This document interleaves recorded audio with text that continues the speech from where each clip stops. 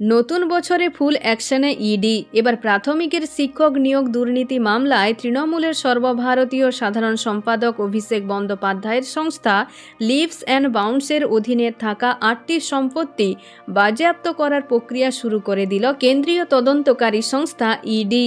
মঙ্গলবার কলকাতা হাইকোর্টের বিচারপতি অমৃতা সিনহার এজলাসে সম্পত্তি বাজেয়াপ্তকরণের কথা জানিয়েছে এনফোর্সমেন্ট ডিরেক্টর।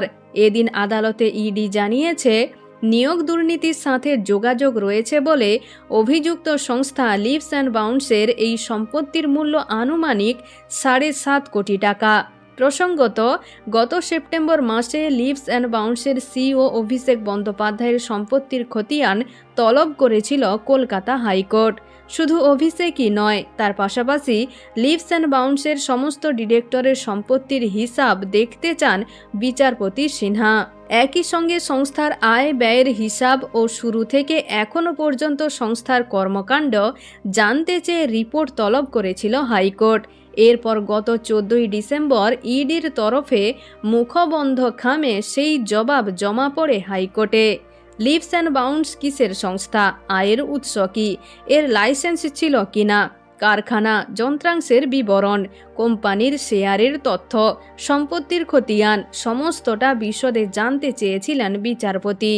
এই ইস্যুতেই অভিষেকের কাছে নথি চাওয়া হলে কিছুদিন আগেই ইডির কাছে সংস্থা সংক্রান্ত তথ্য জমা দিয়ে এসেছিলেন অভিষেক।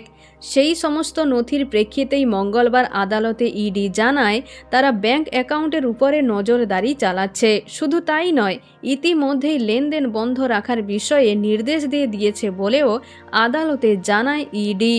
উল্লেখ্য, নিয়োগ দুর্নীতির সমস্ত তদন্ত 2023 সালের মধ্যে শেষ করার নির্দেশ দিয়েছিল আদালত। সুপ্রিম কোর্টও ডেডলাইন বেঁধে দিয়েছিল। তবে এদিন ইডির তরফে জানানো হয়েছে যে নতুন করে বহু তথ্য তাদের হাতে এসেছে, তাই অল্প সময়ের মধ্যে সমস্ত শেষ করা সম্ভব হয়নি। এ বিষয়ে আদালতের কাছে আরও কিছুটা সময় চেয়ে নেন ইডির আইনজীবী। যদিও এ বিষয়ে বুধবারই ইডির জয়েন্ট ডিরেক্টরকে আদালতে হাজিরা দেওয়ার নির্দেশ দেন বিচারপতি অমৃতা সিনহা। তো বন্ধুরা, এখন এই পর্যন্ত। আবারও দেখা হচ্ছে রাজনীতির পরবর্তী আপডেট নিয়ে। ধন্যবাদ।